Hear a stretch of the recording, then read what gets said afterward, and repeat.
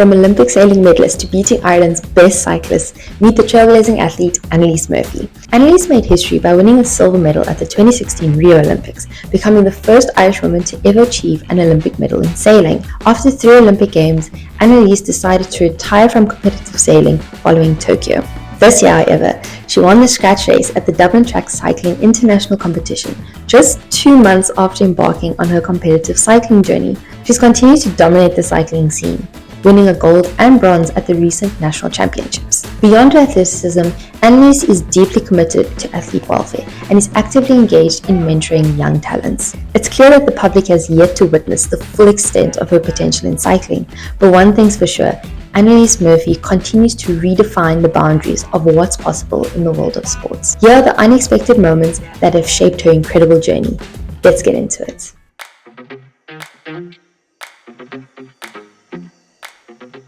Annalise, we are just so excited to have you in studio with us and really honored to be chatting with you. So yeah, really looking forward to it. Hope you are too. Yeah, I can't wait. It's great to be in here, and I'll hopefully I don't know, say something useful and not just be rambling away, which is my normal style in life. Okay. No, but that's great. We're here to hear your story, so looking forward to it. Okay, but just to start off, this has become my new favorite question. If you were to open your fridge and pick one item from your fridge, which item do you think would best describe you? Oh, that is a difficult one. Well, I eat a lot of Greek yogurt, the full fat style stuff. Okay. I just find it's really delicious and keeps me full for a long time. I don't know if that describes who I am as a person. We'll go with that one then. But it's probably I have it every single day. So it's and I'm just like, it's my favorite breakfast. So it puts me in a good mood for the rest of the day. Okay, lovely.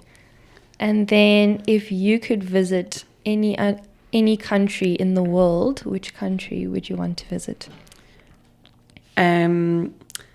It's a difficult one. I've got to go to so many different countries, and I think it's amazing getting to see like different cultures and how different people live. And one of the really great things about sort of my Olympic sailing career was I wasn't going there as a tourist. I was actually going to a lot of cities and kind of living like a normal person, you know, going to get my groceries, like finding out where to get the like nice local coffee.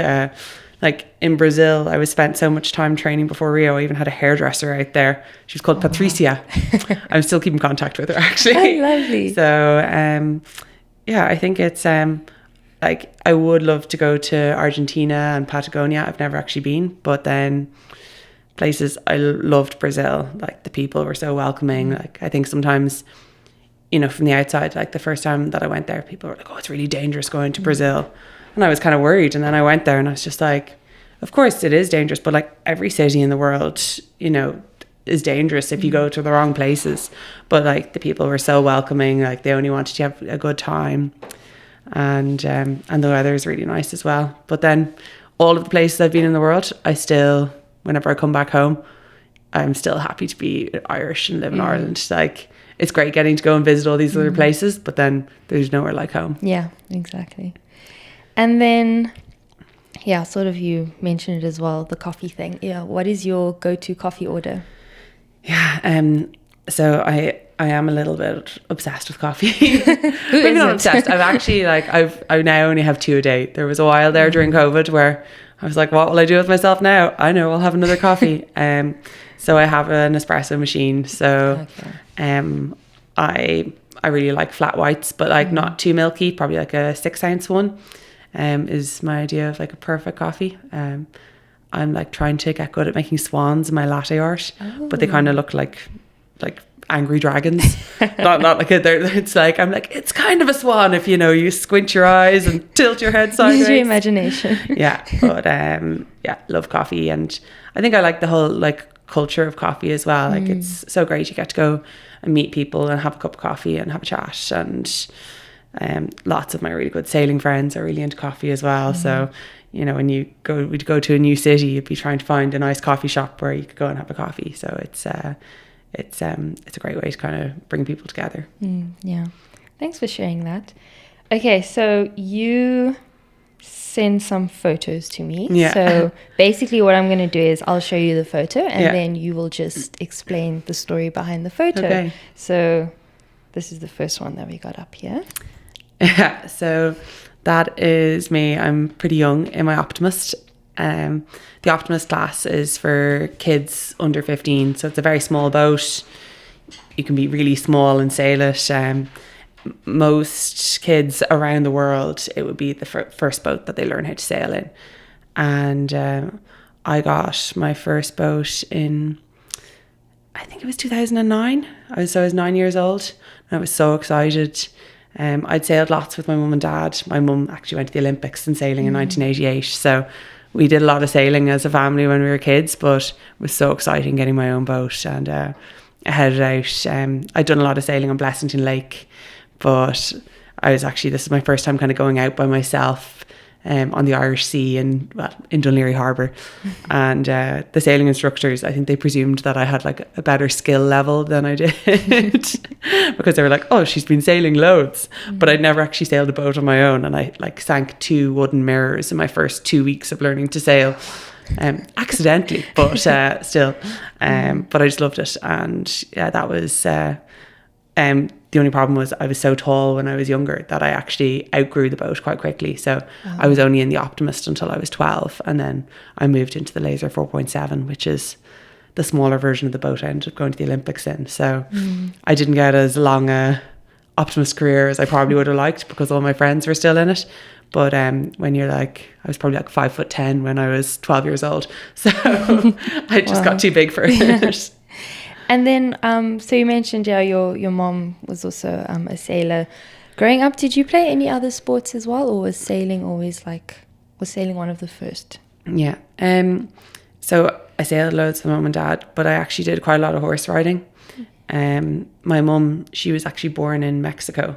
My grandparents were Irish and English, but she grew up there, and her dad brought her to watch the 1968 Olympics in Mexico City, like where they lived. And he introduced her to the entire Irish equitation team there in the Olympics. And like as a 10-year-old, she was like, I want to go to the Olympics in horse riding. But her dad died when she was 14, so they moved back to Ireland. And she ended up getting into sailing rather than sticking with horse riding. So when we were younger, we did quite a lot of horse riding, and I loved it. I actually wanted to go to the Olympics in 3-day eventing, although I had no idea of the implications of like actually owning a horse and all that kind of. I had a great pony, and I had like great years horse riding, and it probably is one of the reasons why I ended up having a better sailing career, was because I wasn't even taking sailing that seriously until I was probably 14 or 15. Well, because I had other sports. But then outside of those two sports, I was also like, I just loved being involved in sports. I loved playing hockey in school. I loved playing tennis. I loved cross country running. Like pretty much any sport there was, I wanted to try and do it. Now, I wasn't amazing at it because I'm not really fast. I don't have much fast twitch. So like hockey, I never had the speed to run up and down. I'd always have to be like a sweeper or a back. And then I guess my like hand-eye coordination was like okay, but it wasn't amazing. So there was all these sports that I love doing, but I was like, God, why am I not that good at them? But then you make so many friends doing team sports as well, which I think is really important. Yeah, that is true. And then how old were you when you started competing? So in sailing, like you kind of start competing nearly straight away, but in very small regattas. So my first regatta was in Dunleary Harbour, and I was 9, and it felt like there was loads of boats and it was a really big deal, but it was actually very small. And then I guess my first sort of international event was the Mirror Europeans. It was a 2-person boat, and I sailed with one of my friends, Karina Levins, and that was down in Lochderg in Drumineer. So it was great. There was I think like 140 people competing, or 140 boats competing, so whatever, 280 people competing, and getting to be on a start line with so many boats was really great. And that was my first sort of experience of like international competition, but luckily I got to experience it at home, which is great, you know, getting to experience like racing against people from different countries while you're at home. Yeah, that's awesome. So we'll move on to the next photo now. So what's the story behind this one? So this photo here, that's actually, I'm sailing with my sister, Claudine. And we're sailing in a boat called the Water Wag. It's actually my mum's boat. Oh, wow. So like one of the really great things about sailing is it's like a family sport. You're doing it for your entire life. You know, when you're younger, you can sail faster, more exciting boats. And then as you get older, you can like find a boat that's a little bit slower and less sort of physically demanding. So we raced against my mum and dad. My mum and dad have sailed together for, I don't know, the last probably 40 years. You know, it's like a kind of battle between the two of them, but I love going sailing with my sister. Like she actually, like when we were like younger, when we were racing, like she was better than me starting off. And like, it was terrible for her because I just was like, okay, I'm just going to try and beat Claudine at everything I do. And I just like slowly ground her down when I was a teenager. And like she always says, like the hardest thing in her life was like realizing I was going to be better than her at sailing and like being able to accept that. But then like she became my biggest supporter when I was like sort of gearing up to the London Olympics and Rio and Tokyo. Like I always had her in my corner, and it's one of the like best bits about it is like we can go out and we can sail in Dunleary on a Wednesday evening together and have a bit of a laugh. You know, we end up shouting at each other when we're sailing. We'll be like fighting around the race course, but then like we come in and we're laughing about it. Or it's also great like racing against our parents, like trying to beat them. It's so yeah, it's just, I think it's something that probably very few sports gives you, that you're able to go and sail with your family members and, you know, just have a laugh and really enjoy it. And do you think also with your parents' sailing background that you also had that desire from very young to also want to get to the Olympics, or not really? I think probably I was extremely aware of the Olympics from a very young age, like, which is maybe different to someone who doesn't have a sporting parents. Like they might, you know, have a bit of interest in the Olympics, but I knew everything about the Olympics from when I was really young. I used to talk about how mum went to the Olympics, and you know, my mum and dad, they like, I think they half thought they were going to maybe try and go, they were going to go together to another Olympics, sailing together. But then my brother was born, and that kind of put all plans out the window. But it was, you know, that was always in the background. And like, I guess it's something that's like not mentioned that much in Irish sport anymore, but like as a 6-year-old, my mum was making me stay up to watch Michelle Smith win her Olympic medals in swimming. And like that was my first experience of like being really excited about watching an Irish athlete. Had just turned 6, and you're watching an Irish athlete and you're so excited, and I knew all about it. And then I guess the Sydney Olympics, that was when I really started to be aware of, I would have been 10 then, so Sonia O'Sullivan winning her silver medal, and then also watching all the sailors, like a couple of the Irish sailors were, you know, kind of poised to do really well. Maria Coleman and David Burrows like had chances to win medals in the Sydney Olympics. So like it was, you know, you're suddenly getting more and more into it. So like that's something that I guess like I've always looked back at my mum, like without even knowing it, I had this like role model who was just sitting there in my house. So I never actually, wasn't until I was 16 or 17 that I started to think like, oh, maybe I could get to the Olympics in sailing.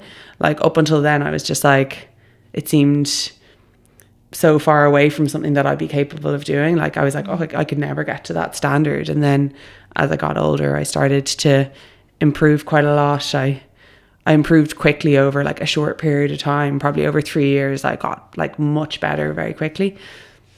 And, you know, then it starts to become a little bit more of a reality. It goes from like, you know, maybe I could think about going to the 2016 Olympics to in 2009, I had a really good first season as a senior. And I was like, suddenly I was like, not only could I maybe get to the London Olympics, it's like I could get to the London Olympics and be in the top 10. Like it's it's amazing sometimes how in sport, you know, things can snowball, and when you start getting a bit of confidence in yourself, you know, you start getting better quickly. Yeah.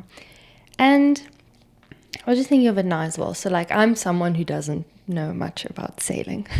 So if you were to explain to someone how a normal competition would work for sailing, how would you go about doing that? It is very complicated sport. Sometimes I'm watching it myself and I'm like, we really need to simplify this for the average public. So something sailing is, I guess it's quite similar to golf.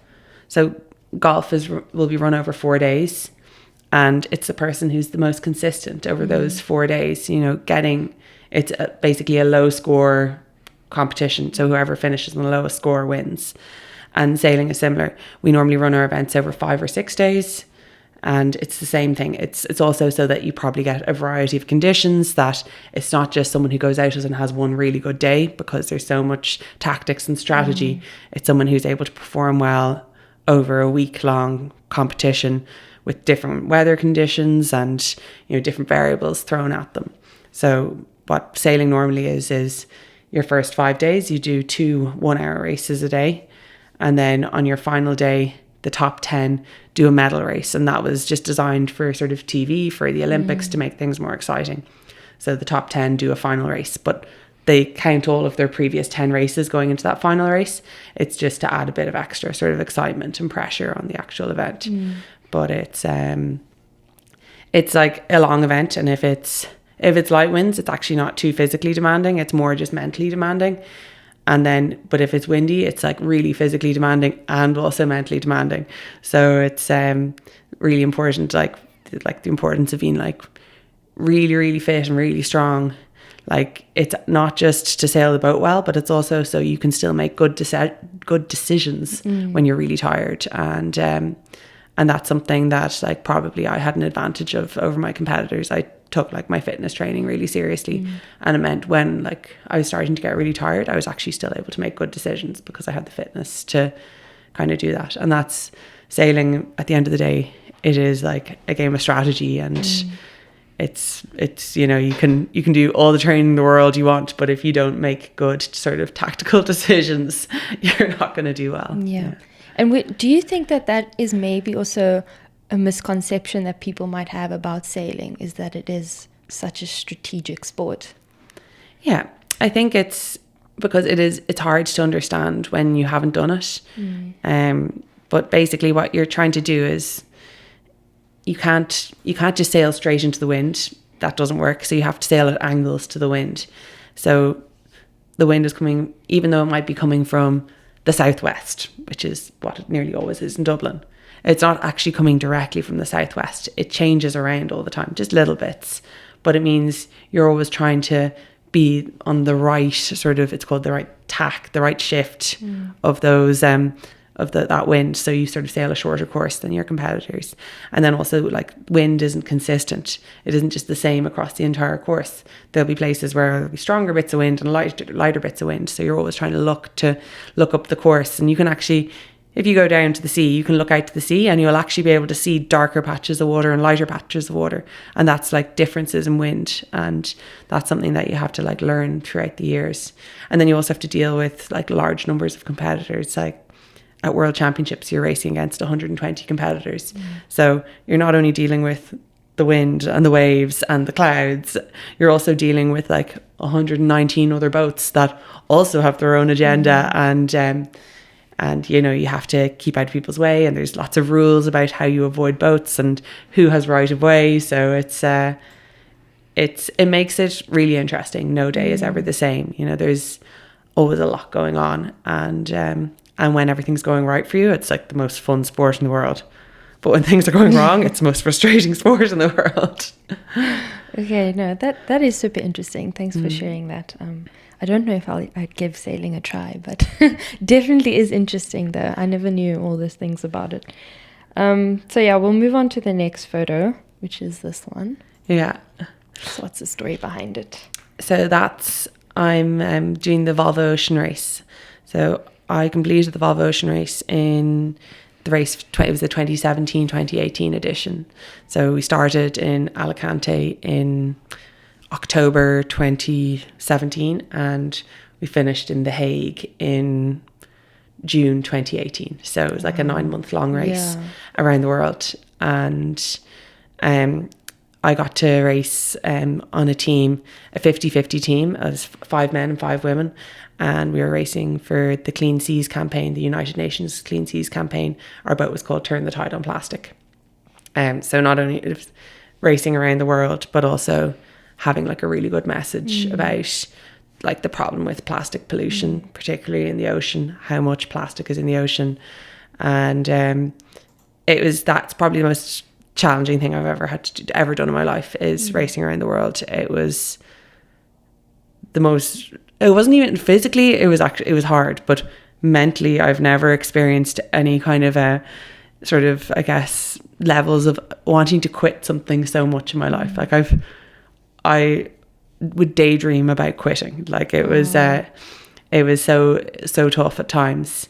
You do these shifts, you do 4 hours on, 4 hours off. So when you're your 4 hours on, you're either trimming the sails or you're steering the boat, and then on your 4 hours off, you're eating, you're brushing your teeth, you're trying to get as much sleep as you can into that period. But if you need to do a sail change or a maneuver, you have to get up out of bed, get into all of your gear, up on deck, do the maneuver, do the sail change, and then you can go back to bed again. So like you wouldn't that often actually get those full sort of 4 hours off. You know, if you were lucky, you'd get 2 hours of sleep in those 4 hours. So you get like sleep deprived, and but it was also like one of the most sort of, I guess, proudest moments I had when I actually finished the race in The Hague after like 9 months of racing around the world, getting to go to like the most amazing places, see the most amazing sunrises, sunsets, you know, whales, dolphins, albatrosses. You kind of got to see everything. But then actually getting to the finish line and being like, I got through it, I didn't quit. And I think I like had a really good attitude for the whole thing. I tried to, even when I felt like that this was the worst thing that's out, like worst in the world, I never tried to let my teammates know that I was like struggling too much. I was like, you know, I need to be a really good team player, try and do the best job I can on the boat, and kind of get through it. So I have huge respect. Like some people have done the race 8 times, and I have so much respect for them. But it was a pretty special race because the race organisers brought in a rule that you had to have women on the boat, and there was like some of the men were annoyed about this, but it was a huge rule change, and it gave really good female sailors a chance to compete at the top level of the professional sport in sailing, which was, you know, a really big deal. So every boat you could sail around the world with 7 men, or you could sail around the world with 7 men and 2 women. So every boat went and recruited 2 women, and then our boat we actually chose for the 5 and 5 option. So we got 1 extra crew member, which makes a huge difference as well. Like it's having 10 crew members is really good because there's so many jobs in the boat, so much lifting and physical work. Like having that extra person made a big difference. So it was the first time that like a female won the race, because the team of Dongfeng won, and they had 2 women on the boat, and it's like, you know, it's a really good thing for sport, and particularly at a professional level. You know, the top female sailors were getting paid as well as the top male sailors, which is a really big deal. Like it's not many sports where women can compete with men. Not, you know, maybe there's leagues where, you know, I know we're trying to get to a stage where women are going to get paid somewhat similar amounts to their male counterparts, but actually in sailing it's one of the few sports where women can compete at the same level as men and race against them. Yeah, which I'm sure not many people might know that as well. And even like thinking of Ireland specifically, and you've been in sailing for pretty much most of your life. So would you say that there's actually generally a big interest in female sailors involved in the sport, or is it still mainly male dominated? There's at like underage level, they probably like particularly young girls, they're actually probably better than young boys because they mature faster. They're smarter, they're better at making decisions, not getting like annoyed. So quite often you'll have at like a sort of under 15 level, you know, the group of girls will be actually much better than the group of boys. But then it's trying to encourage them to stay in sport, which is, that's the difficult bit. I think we are lucky in Ireland that we have some fantastic young sailors coming up through the system, particularly female sailors. We've got Eve McMahon in the Ilka 6, the boat that I went to the 3 Olympics in.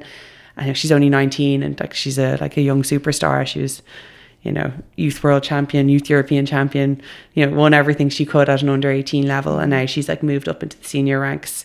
And, you know, she's going to have a big year ahead of her with Paris Olympics coming up. But, you know, it's really exciting. She's young, she's really hungry and she wants to compete. And then we have quite a few girls in the 49er FX, which is the women's Olympic skiff. So they're two-person boats. And then in the 29er class, we had Lucy and Alana were European champions, and the O'Riordan sisters were second at the World Championships. And then Clementine van Steenberg won the World Championships with her brother. So there's lots of young female sailors coming through that are like hungry to try and achieve at like a really high level internationally, which is, it's really exciting to see.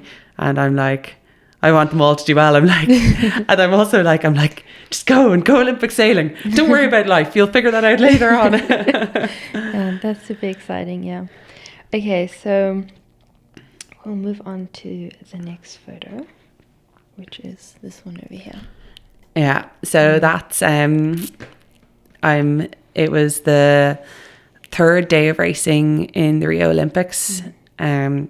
It was really windy and wavy, and like those were conditions that like I loved. I always wanted to get those conditions when I was racing. I just loved the physical aspect of like having to throw the boat around and having to be like really skilled at sailing the boat well when it was windy. And at Olympics, I didn't seem to get many of those days, but that was one of the days in Rio that I actually didn't probably do as well as I should have on that day, but it was just a day that was like really fun. Getting to surf down big waves, and it put me in a position going into the second half of the Olympic regatta where, you know, if I had a couple more good races, I was going to be in with a good chance of getting a medal. So it was just a day that I'll always remember as being a lot of fun. And it's probably, you know, it was probably something that stopped me doing well sometimes in my career, was always wanting those windy days with big waves. And you don't get them that often. But it was also, it's like, they're really good memories, those days where it was, you just knew you were able to sail the boat better than lots of other people. And just to go back a little bit as well. So when you went to your first games, first of all, do you remember how you felt when you found out you were going? And then secondly, what was the experience like? I think everyone who's on the outside would just love to know, what is it like to call yourself an Olympic athlete? Yeah. So the London Olympics, my first opportunity to qualify was the World Championships. They were in Perth in December 2011. And I actually ended up having like a fantastic first 2 days. That meant that I was coming second overall at the midway point of the regatta. And at that point, they then split the fleets in half. So there's the top half and then the bottom half. So once you get to that point, the worst you can do is, basically halfway down the fleet. So at that point, I knew I'd qualified Ireland for a place at the Olympics after my first 2 days of racing, which was like pretty exciting. But then also I was in like a silver medal position at that stage. So I ended up having a really good rest of those World Championships. I think I won 4 races there at the World Championships. Like I knew I was good at winning races at a young age, which was like, I love that feeling of race winning. And And then I'd qualified the country for the Olympics. We had the last race. I ended up actually finishing 6th overall at the World Championships. So I was a bit disappointed because I was in a bronze medal position at one point during the final race. But then I was cycling after like finishing and like packing my boat up and everything. I was cycling home, and like stupidly I had a bag with all of my like ropes and sailing gear on my handlebars of my bike. And they blew into the front wheel. Oh gosh. And I went over the handlebars and I like landed on my face and I broke my teeth. So then I was just like, I remember trying to find a dentist in Western Australia on a Sunday afternoon. It was like nearly impossible and my teeth were all wonky. So like my first experience of like initially like really happy that I'd like qualified for the Olympics, and then I was there like with like half my teeth missing, trying to find a dentist. I was like, oh God. But I'd had like a really successful 2011 season. I'd been top 10 at every single event. I'd won medals in quite a lot of events. I'd been a bronze medalist at the World Cup event in the Olympic venue, so I knew I could perform well. And then I just went into 2012 and there was all this like pressure of like pressure I'd put on myself that like to win a medal, and I had such high expectations of myself. I was like, if I wasn't in the top 5, I was like, what am I doing here? And I ended up having a complete disastrous event out in Mallorca at the World Cup event in March. I finished like 72nd and maybe even 73rd actually. And I remember just realizing, I was like, I actually quit in one race. And it was the only time that I, like, since then I've never quit another race. Like I was just like, you can't do that if you want to perform at a high level. But I quit, and I was like really annoyed with myself, and I was like, I can't go out and quit when things are going badly. So I was able to like take a step back and take a lot of the pressure I'd put on myself off, and kind of go back to basics and just really start working on like technique and speed and how to get better in the boat. And I ended up then having a really good period of training the whole way up through to the London Olympics. And I was 3rd at the World Cup event in Weymouth just before the Olympics, and then I was 7th at the European Championships in kind of a light wind event, which wouldn't have been one of my strengths, but that 7th place gave me loads of confidence going into the Olympics of, even if it's light winds, I can still do well here. And then like it came to the actual Olympics, and it was so exciting. Like, you know, you got all your Olympic gear. I'd actually rented a house in Weymouth for 6 months, which was where the sailing was. So I stayed in my house because they did have a sailing Olympic village, but I was so comfortable in my own house with my own stuff that, you know, I had my washing machine. I was able to wash my wetsuit after sailing and hang it up, and you know, everything was kind of there for me. While being in, you know, the Olympic village, I wouldn't have had all of that. But yeah, we got to go up then to actually for the opening ceremony. We like drove up to London, which was a terrible idea because we got lost, and then we ended up having to park basically halfway between Weymouth and London and get loads of trains in anyway. But the opening ceremony in London was amazing. Like getting to walk into the Olympic Stadium and meet all the other Irish athletes, and we had Jamaica just in front of us, so Usain Bolt was there, and he was being such a showman, you know, just like there was so much excitement about it. And then I got the train from London back to Weymouth the next day, and then was just starting to prepare for the Olympics. So it was like I got, I think, a really good experience of it. Obviously, like the London Olympics, I sailed really, really well at them. I made mistakes, but in sailing and in sport, everyone makes mistakes, you know. It ends up being a competition of like who can make the least mistakes. And I won the first 4 races, which hadn't been done before at an Olympics in sailing, because it isn't the kind of sport where you win loads of races. It's actually, you know, generally it's the person who wins overall might win one race, and they'll have, you know, lots of races in the top 5. It's a game of consistency. And sure, I ended up, you know, my kind of worst nightmare if I went into the final race, the medal race, and I was so afraid to tell anyone that I was afraid of finishing 4th, but that was all I could think about. And I went out and I sailed like someone who wanted to finish 4th. So I finished 4th, but it was, I still look back on it and I see like, you know, what I could have done differently, but I still had an incredible experience. I performed really well. Obviously at the like high pressure moment, I didn't perform how I wanted to, but then the lessons I learned from finishing fourth in London, they were what kind of drove me to, you know, do lots of sort of hard thinking and get lots of people to come and help me and work through the next 4 years, so that when I ended up in a similar situation in Rio, I knew how to deal with that kind of pressure. And I was able to go out and perform well and win a medal. And maybe if in London I just, you know, it had all kind of gone smoothly and I had won a medal, I might have actually not done the, you know, the hard stuff I had to win a medal in Rio. Or I might have just had like loads of confidence and had like a really great career. I'm never too sure, you know, but it was a great experience. Like it was, and getting to go as a 22-year-old, like everything is just so exciting and fun. Yeah. And then becoming Ireland's first ever sailing medal, Olympic medalist. What was that like? So we actually had a silver medal from the Moscow Olympics. Men won a silver medal in the 1980 Olympics, but I was the first female Olympic medal, which was, I guess, it's a thing that I think is really important, that I've shown that it's possible. There's like this whole generation now below me that like they know that it's achievable. It's something you can do.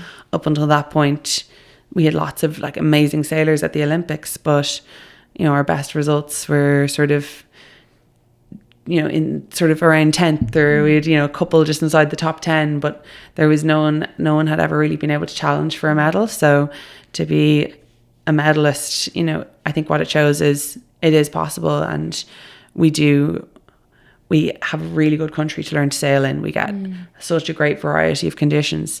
There's actually loads of places to sail in Ireland. There's lots of competition, which when you're young, you know, getting to compete against, you know, race against lots of kids is what makes you better. So I think we have a really good system in place, and then showing that it's possible is really good for the next generation. Yeah.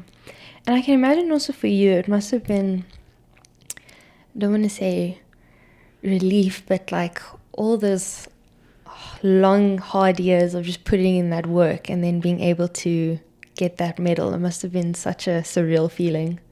Yeah. It actually was relief.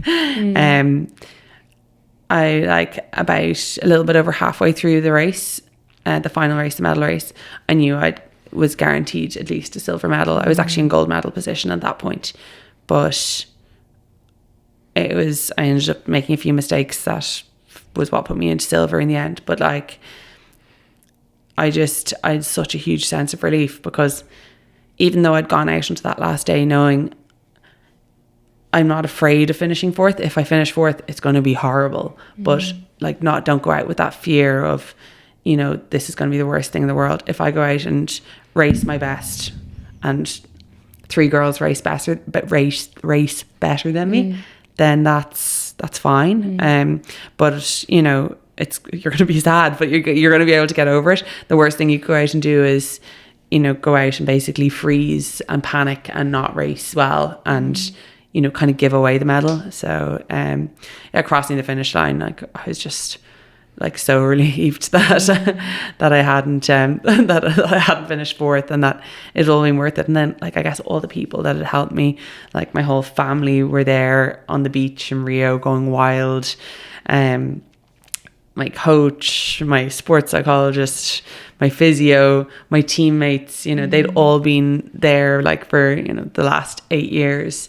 And well, my family were there for my whole life, but I'd had like, it was really great to like, I guess, pay them back as well. I felt like, and then also I think like lots of people, like family, friends, and you know, businesses and people had like supported me over the years, and like I felt kind of relieved that I was able to like pay them back as well with like the Olympic medal. Like it was nearly like you backed a good horse, and because it's as like when you're young and you're trying to go to the Olympics, you need to fundraise, you need to, you know, raise money to be able to go and compete at these events all over the world, and to get equipment, and, you know, to be able to get good coaching and good strength and conditioning and everything like that. And you know, like people, obviously, when they give you money to help you, they just want you to go and do your best. They don't expect anything back. But as a young person, you feel like, you know, you need to try and do sort of, you know, some justice to people believing in you. And that was probably, you know, the best bit. And coming home and having this huge party. We had a big party. My yacht club, the National Yacht Club in Dunleary, they had like a huge stage, and like everyone still goes on about it being the best party they ever went to in the club over the years. I just remember having to shake hands with about 5,000 people. But yeah, I think that's the thing, and that's what sport is, isn't it? It gives people so much joy, like getting to watch it and getting to see it. And I think like Irish people really appreciate, you know, Irish sport doing well in whatever sport it is. We'll always get behind, sports stars that are doing well. Yeah, that's super awesome. And so you went to Tokyo as well, and then afterwards you decided to stop competing in sailing. So if you don't mind just talking through what led to that decision. So I kind of always knew Tokyo was going to be my last Olympics. I'd had like an amazing career in sailing, but at the end of the day, it's not a profession. You're not getting paid to do it. Like I was really lucky that I had great sponsors and great people supporting me. That meant that I was able to do it at a high level, and, you know, pay for all my competitions and everything like that. But it wasn't a job. Like at the end of the day, I realized I was like, oh, I'm going to have to figure out what else I want to do in my life. And also being a full-time athlete, it's like tough on your body, you know. Your body hurts all the time. You get to a point where you're like, actually, you know, do I want my body to keep on hurting? And I also, you know, I felt it was time, like there's a whole new generation of young sailors coming up, and I'm like, I want them to have their chance to try and go and do what I did, you know, get to go to Olympics, get to go and do really well. So I knew that Tokyo was going to be my last games. I guess I didn't expect to have to wait another year before I'd actually compete. And I probably found that quite mentally tough, because I was really ready to perform well in Tokyo, and then COVID delayed it a year. And that was like a tough year getting through that. I've like never had any problem with like motivation for training, but it's like I just sometimes felt like I didn't have the hunger when I'd get to racing that I would have what I had when I was younger. I just, you know, that like want to like win really badly. I sometimes felt like it was gone a bit, and that used to freak me out. I was like, this isn't a good thing. And that maybe happens, you know, you stop wanting, you know, it isn't suddenly everything is a competition and you have to win at everything, you know, your life starts to get a bit like less competitive. But yeah, Tokyo Olympics, I guess I didn't perform well, which was like really hard. I went out there, I expected that we were going to have a windy and wavy competition, which is the kind of the normal sort of weather for the summertime there in Enoshima, which is where the sailing was. But there's that print, the Great Wave of Kanagawa. It's that famous Japanese print with the big wave and Mount Fuji in the background.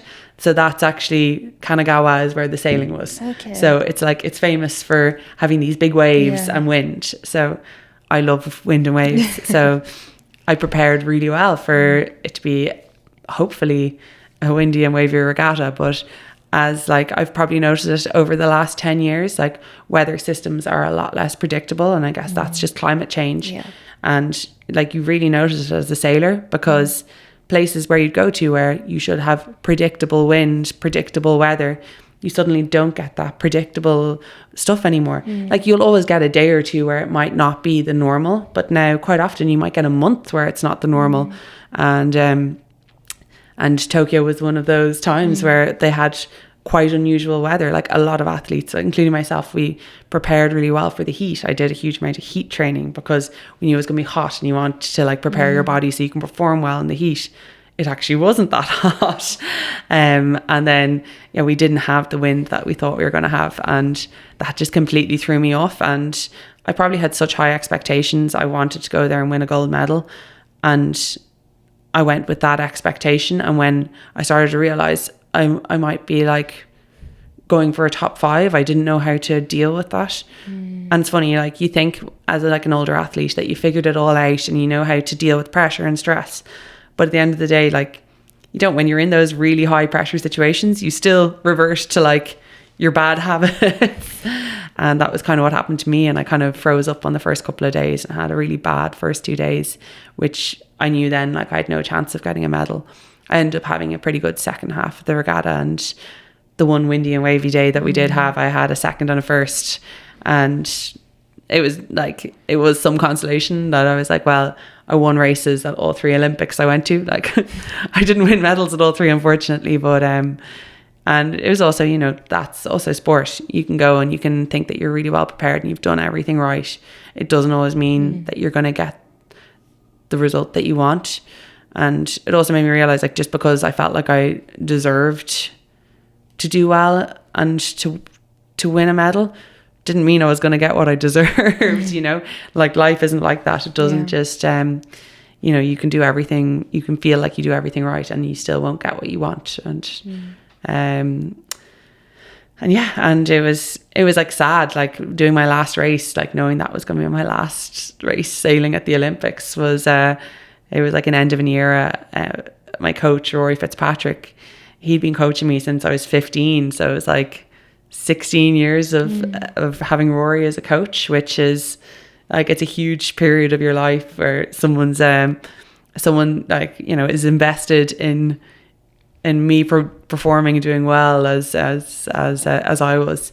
So it was a sort of sad moment, like that I was sailing in and I was crying a bit, like because I hadn't performed well, and he was crying because he was like, I know, but like you have to look back at your entire career. And I was just like, I just didn't want, I guess you don't want it to end, like I knew it was going to be my last event and I didn't want it to end like that. You always want, I think every athlete wants to retire on a high, but probably 1% of athletes do get to retire on a high. Yeah.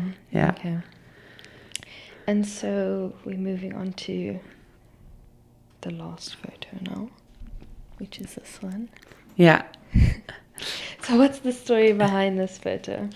So that's I'm doing the individual pursuit at the track national championships this summer, just about 4 weeks ago now.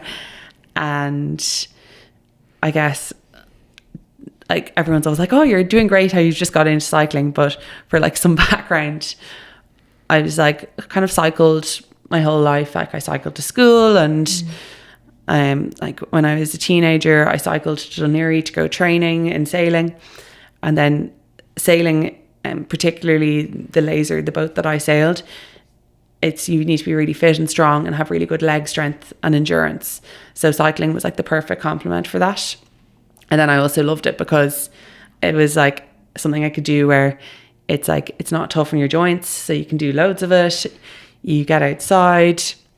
Sailing is in all these, you get to compete in all these great countries around the world, which also happen to be great to go cycling in. So you kind of get like a bonus of getting to cycle in different countries around the world. I actually cycled up Mount Fuji once, which was like one of the most best adventures I've done. I got a train and then cycled up, but it was I was never allowed to compete when I was in cycling when I was sailing, because you'd look a bit stupid if you were like, oh yeah, sorry, I'm actually injured because I fell off my bicycle in a race.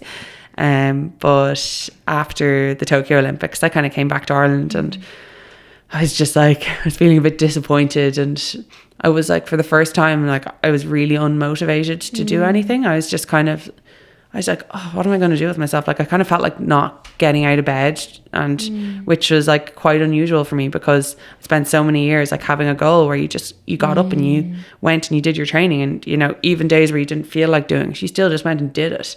And then I was just like, didn't feel like doing anything. And I was following girl Kate Early on Instagram, and she was putting up some stories about racing in crit racing out in Cork Park. So I sent her a message and I was like, what's the story? Like, do you think I could come next week? And she's like, definitely come. So I went to Cork Park and I did my first race, and they were like, have you done any racing before? And I was like, well, no, but like I do quite a lot of cycling. And they were like, oh, you better start in like the first group. And I was just like, so you get like a 20-second head start. And I was like, I kind of felt like I was cheating because like I know that I'm like very fast. Yeah. So I was like, okay. So I headed off, and I ended up just like racing around, and I won the race. So, and it was so much fun. Now it was like I went way harder than I needed to. Like I could have just won the race kind of, but I ended up like lapping the field. So it was like such a good buzz. And then I went back in a race the next week, and I didn't get away with it so easily the next week. But I just was like, this is so much fun. And I started to race then last year. So sort of the season of 2022, I did quite a bit of racing, and then I joined a women's race team. We race under Newcastle West Wheelers in Limerick, but and our team is called Longcourt, a cycling team. So a girl, Autumn Collins, set up this women's race team, and I've got to race on the road for them. And then I started doing track stuff this year. So racing in Sundrive. I'd never actually done any track cycling before. I'd always wanted to give it a go, but I didn't even know how. Like I was like, I don't even know how you get to the track. Like, how do you get onto the track? Like, what kind of bike do you need? All this kind of stuff. But Autumn very kindly like organised everything for me. She's like, here's a bike, here's this, and I just like absolutely loved it. So it's been like a really fun summer getting to race. And there was the sort of Dublin International GP was on in May, the end of May, and that was like my first time doing a track race. And the first race was the scratch race, and I didn't really know what was going on. Like I'd been watching all the YouTube videos the night before to make sure I kind of knew the rules, but I'd like no real idea what was going on. And then with like 2 laps to go, I was just kind of at the back, and I was like, I'm just gonna like go for it here and see if I can get a bit of a gap. And I ended up getting a gap on everyone, and like I won the race. And everyone was like, wow, you must have like really known your tactics there. Like you went at the perfect time. And I'm just like, like I had no idea what I was doing. But yeah, it was like, I guess like that feeling of getting to like compete. And also I do like love the feeling of winning, which is like, I feel like it's a bit addictive. Like when you like win something, you want to like try and win it again. And I'm also aware that you have to like work really hard to, I feel like I train not at an Olympic athlete level, but I do train at like a high level in cycling, which gives me that like power to be able to do it. And then I also have, I guess, 15 years of training age, where I've been like training at an elite level for 15 years. So it's just all those years have just like, they're behind me. That's what kind of gives me my sort of strength. But yeah, we had a great summer. We won the Team Pursuit National Championships, and then I won the individual pursuit. I won the Madison with my friend Ellen, and I was third in the scratch race. So it was like a really kind of fun summer getting to race and have fun with it as well. Like it's trying to, that's I think the good bit is like getting to do a sport where there's no pressure on me to perform well. Like I want to perform well, but it's just doing it for like the love of sport and getting to compete, and particularly getting to compete with a team. Like that's so much fun. Yeah. So I remember also reading a couple of headlines. So here's one of them: Olympic sailing medalist Annalise Murphy takes cycling gold. And you just saw a bunch of those like circling around as well. Would you say as well that if you think of all the sports that you've done, that they've all gone hand in hand in some way or another? They've taught you things which have contributed to the next sport that you were playing. Yeah, definitely. I think probably when I was younger and I was into horse riding, it teaches you like the importance of like responsibility. Like you're having to look after a pony, you're having to be quite independent at a young age. And then when I got into sailing, you've got all the sort of tactics and strategy involved in sailing. And then as sort of, I guess when you're a young sailor, you don't need like the fitness and everything. But then you start to realize as you get older how important like the fitness side of it is, and you like, and then that sort of independence I had from when I was very young meant that like as an 18-year-old, my 6th-year holiday was taking my mum's car with the trailer with boats on it and going to Europe and competing at all the different events in Europe. Like that was my idea of a 6th-year holiday. And also like, I guess having the confidence to like head off to Europe, like with just like a map, like no GPS, no like no iPhones, no nothing. I don't think I even had a credit card. I think I had cash for everything. Oh, wow. And then like getting to the stage where then I have got into cycling, and all of my years in sailing has like taught me how to train properly and how to recover. And then also like the importance of like fueling really well, like eating the right food so that, you know, you've got enough energy to train hard and to race hard, like all those kind of lessons. And then the cycling is like, there's no massive pressure. It's just purely for like the fun of it and getting to experience new sport and meet new people and sort of, you know, do something different. Yeah, super exciting. And you are quite a passionate advocate for athlete welfare and helping to drive, and you are helping to drive a mentoring initiative as well. So if you can maybe just talk a bit about that and what it is. Yeah. So I'm on the Olympic Federation of Ireland's Athletes Commission, which has been brilliant. So first of all, getting to be sort of on a sort of team of like-minded athletes where we're trying to like help future athletes in, you know, not end up in situations that we ended up in, or that they get like the best possible support and the best possible help that they need. And I found like through my career, like I've had so many like mentors that I didn't even really realize were mentors, but that helped me through different periods where I was finding things difficult, or when I was not finding things difficult, and people were, you know, helping guide me through that as well. So an idea was to set up a mentor program where sort of past Olympians that have had that experience, that have experienced the pressure of going to an Olympics, you know, knowing that they have to go and, you know, try and get a personal best performance, that they can help like future Olympians, you know, that they can help them chat through, you know, how it's going to feel, and, you know, how you can sort of, I guess, mistakes you shouldn't make and things like that. But it's great to try and do something like this where it's also difficult because, you know, everyone's very busy and getting everyone the time to get it done. But it's, yeah, I think like mentoring and, you know, basically looking out for younger generations is so important. Like, I think if you can like give anyone like small amounts of advice, it like makes such a big difference. Like throughout my sailing career, like so many people would just help me in small little ways. They probably didn't even realize that they helped me, but they really did. And that's the kind of idea behind it.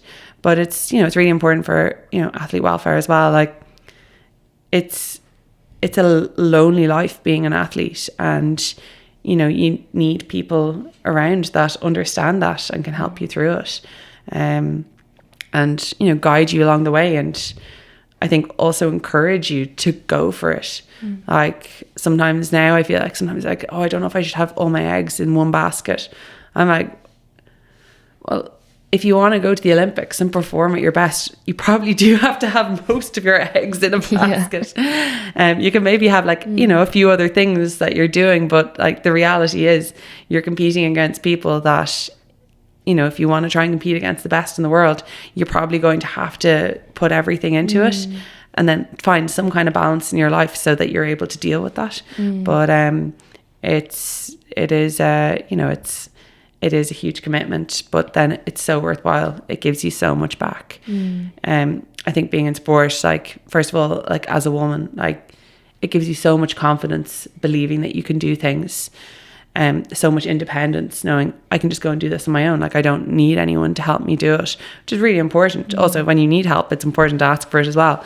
But, you know, I think sport gives you all these skills that then when you decide that you know, want to move on from being a high performance athlete, that you can use all those skills in whatever sort of career path you choose to take, whether that's in sport or business or whatever it is, you know, that it's all those skills that you'll have learnt, even though you might feel like you're missing out on your peers that are just, you know, going through life. You actually will catch up so quickly because sport has taught you so many lessons along the way. Yeah. And you have touched on it just now, but if you had to sum up why you would encourage other women and young girls to get involved in sport, what would you say? I think the first thing I'd say is for like the fun of it. And I think it's really important to realize like there's so many different sports out there. Like one sport won't be right for everyone. You know, there's so many sports out there. Just because you haven't found the right sport doesn't mean that there isn't one out there that you're going to love. And then probably when you do find that sport, you'll love it, and like you'll nearly become part of like a tribe of people that are doing that sport, you know, and you'll realize, oh, this is what I love. It's great for like making friends. Like sport is just, it's one of those things where you just, you know, you kind of go out and you can be pals with everyone. You kind of suffer together nearly, and you have so much crack. It's a way of like going and having fun where it's also good for your body, good for your health. I think like I'm a huge believer that like being like active and fit is so good for like not only like your entire body but also your mind. Like I feel like getting in some kind of exercise every day, and that doesn't have to be, you know, extreme exercise. That's getting out, moving your body. Your brain just will like thank you for it. Like I'm like, I know I need to get out and do something every day, or else I'm just, you know, overthinking things. And I think getting out and doing sport every day also helps you sleep better. It also probably makes you eat better, just because, you know, you're eating to fuel your sport rather than just, you know, for the sake of it. And then I think the confidence thing is huge. Like, you know, it gives you so much confidence. Sport, it teaches you so many life lessons as well. Like sport is never going to make things easy for you. Like there's always going to be someone that's going to be better than you. There's always going to be someone coming up that's going to beat you. Like, and it teaches you to be okay with that. You know, like, okay, I'm not the best now, but I can see who the best is and how can I get better? Or, you know, I am the best, and then you lose, and you have to accept like that you've lost. Like you realize like in life, you are going to lose lots of things in life. It's not going to be easy. But sport teaches you like it's okay to lose, and like how you can get back on track, and I think, and then just the friends that you make. Like I've said that already, but it's like, you know, all my best friends are involved in sport in some way or another, and I think you kind of mutually bond over it. Yeah. Thanks for tuning in. We hope to see you again for the next episode. Be sure to subscribe to Her Sports social platforms to get the latest Women in Sports content.